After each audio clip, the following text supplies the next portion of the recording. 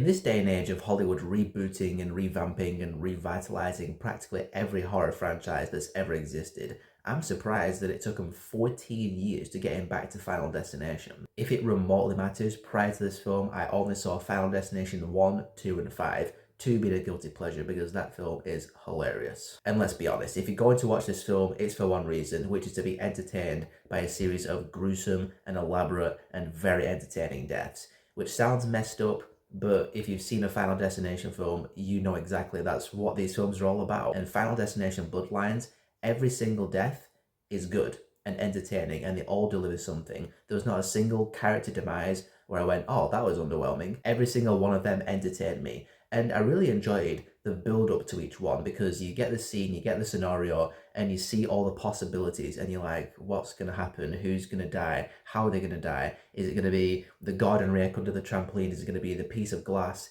in the drink? And I just love how the film teases you and just teases you and builds up and builds up and builds up. And sometimes it catches you off guard because a completely different character than you expect dies. The film has you in the palm of its hand. It's very confident in itself, very assured, and it always sticks the landing with a gruesome and entertaining death. Some of them are actually really gruesome and very, very gory. And a few times me and my brother were like, oh my God, that was gnarly. So Bloodlines absolutely delivers on the elaborate Final Destination style deaths. But surprisingly, there's a bit more to it than that this time because they actually attempt to give this film a bit of an emotional backbone with the story and the characters. I really enjoyed the new story angle for this one because usually it's, a Final Destination disaster, one person envisions the disaster, 6 or 7 people escape, and then death comes for each one of the main characters. But in this one, it goes back in time to the 1960s, someone does the Final Destination premonition, and now it's her bloodline, hence the name of the film.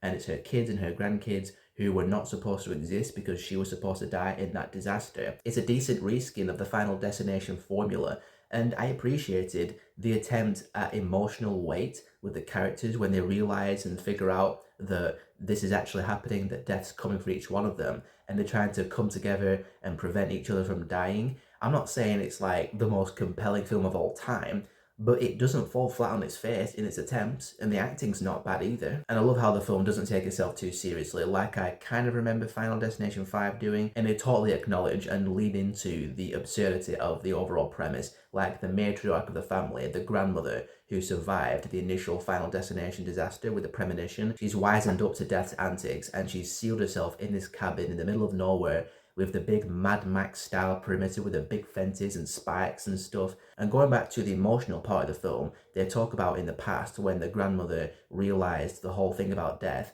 and the kids were living lives of isolation and constant monitoring from the grandmother, and how she would stress at them and scream at them and yell at them for doing just little things that could kill them. And that's again the recontextualization of the Final Destination formula and actually going a bit deeper with it on an emotional level, which I just was not expecting. I was expecting just, Final Destination, death, carnage, and blood. So I'm just surprised, but also appreciative that they actually took it a bit further this time. So Bloodlines is everything you want from a Final Destination film, especially a modern Final Destination film, and then some with the characters and the story. And for that, I gotta say, this to me is easily the best of the Final Destination films out of the 4 that I've seen.